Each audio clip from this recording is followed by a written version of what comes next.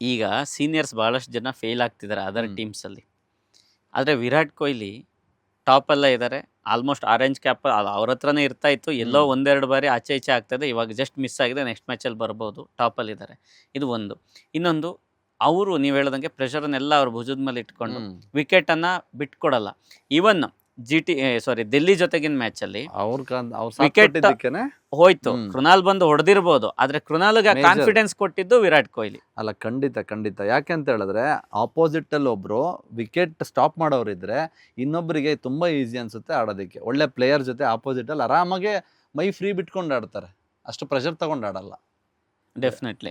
ಮತ್ತೆ ಎಲ್ಲಾ ಟೈಮಲ್ಲೂ ಹೊಡೆಯೋರು ಮಾತ್ರ ಆಟಗಾರರಲ್ಲ, ಯಾವ ಸಮಯದಲ್ಲಿ ಹೊಡಿಬೇಕು ಹ್ಯಾಂಡ್ಲ್ ಮಾಡ್ಕೊಂಡು ಆಡೋರು ತುಂಬಾ ಇಂಪಾರ್ಟೆಂಟ್.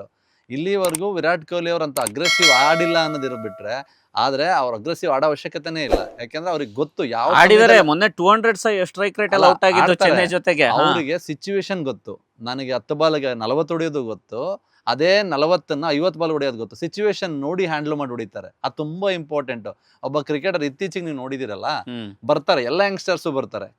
ಕನ್ಸಿಸ್ಟೆನ್ಸಿ ತೋರಿಸಿರೋಂಥ ಪ್ಲೇಯರ್ ಯಾರು ಅಲ್ವಾ? ಸೀಸನ್ಗಳಲ್ಲೂ ಟಾಪ್ ಕ್ರಿಕೆಟರ್ ಎಲ್ಲರೂ ಆಗಕ್ಕಾಗಲ್ಲ. ಆ ಹೆಸರು ಚೇಸ್ ಮಾಸ್ಟರ್ ಅಂತ ಬಂದಿರೋದು ಅಷ್ಟು ಈಸಿ ಅಲ್ಲ. ಅವ್ರು ಅಷ್ಟು ಚೇಸ್ ಮಾಡಿರೋದಕ್ಕೇನೆ, ಅಷ್ಟೆಲ್ಲ ಗೆಲ್ಸಿರೋದಕ್ಕೇನೆ ಇವತ್ತು ವಿರಾಟ್ ಕೊಹ್ಲಿ ಚೇಸ್ ಮಾಸ್ಟರ್ ಅಂತ ಬಂದಿರೋದು.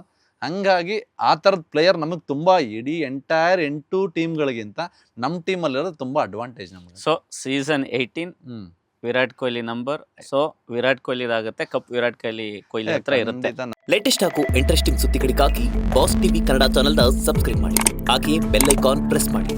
ಇದರ ಜೊತೆಗೆ ಫೇಸ್ಬುಕ್, ಇನ್ಸ್ಟಾಗ್ರಾಮ್, ಎಕ್ಸ್ ನಲ್ಲೂ ಮಿಸ್ ಮಾಡದೆ ಫಾಲೋ ಮಾಡಿ.